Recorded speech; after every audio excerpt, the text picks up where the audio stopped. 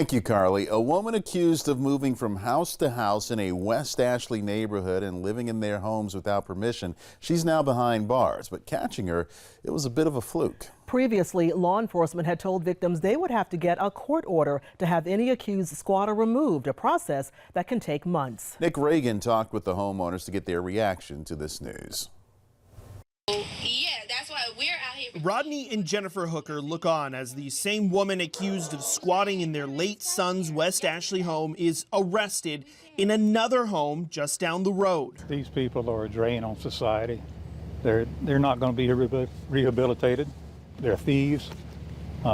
Yes, we're glad they were arrested. But there's more. Over the course of a year, Evelyn Pollard and Nate Markham have been accused of squatting in at least 2 other homes, all just a short walk apart. Before the Hookers' property, Nina Orsornio says they were at her home on Fruitwood Avenue. But it wasn't until they allegedly moved into the home being rented out by the Charleston County Housing and Redevelopment Authority on Dogwood Road that law enforcement was able to make an arrest. Now Pollard, Markham, and a third man are sleeping here, the Charleston County Jail. And I thought we were friends, and then to know that she purposely tried to sabotage everything. Not just that she needed a place to stay and was, making something up. It was, she went out of her way to try to ruin my life. And I didn't know there were people really out there like that. In all 3 cases, Pollard allegedly took advantage of people who had recently died or fell sick, allegedly moving in, then using fake documents and legal loopholes to stay as long as possible. Orsornio, the owner of the first home, says she felt she was taken advantage of after her husband died. She says she allowed Pollard to stay for a short time, but then Pollard wouldn't leave. It's almost like you wish there was a registry like the sex offenders have for people like this, because she's going to keep doing it. When she finally got back into her home, she says everything of value was gone and the place was a disaster. It's the same story for the tenant that lives at the home on Dogwood. She told us that she won't go back, saying the space she raised her family in has been completely violated. Most of the personal items inside the home either sold or piled up and burned. The Hookers resorted to boarding up their son's home, even though they say there's nothing left inside. Everything was gone that belonged to my stepson. I can't even think of anything we found in the house that belonged to him. Any mementos, anything at all? No, Nothing. Everything was gone.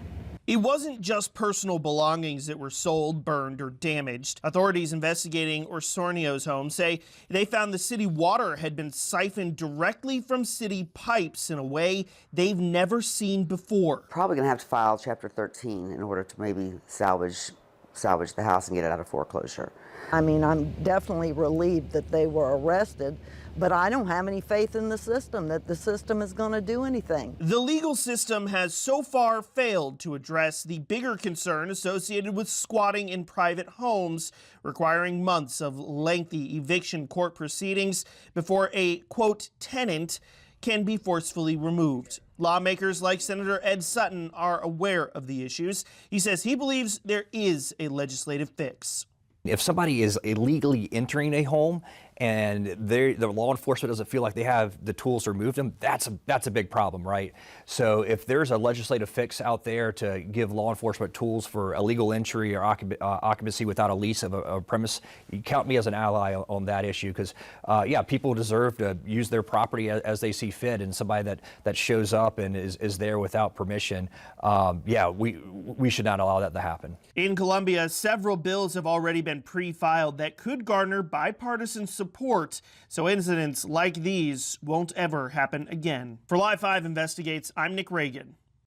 Now, as of today, Pollard and the 2 men, Daniel Bird and Christopher Markham, are still behind bars. They're facing charges related to burglary, theft, and the destruction of property.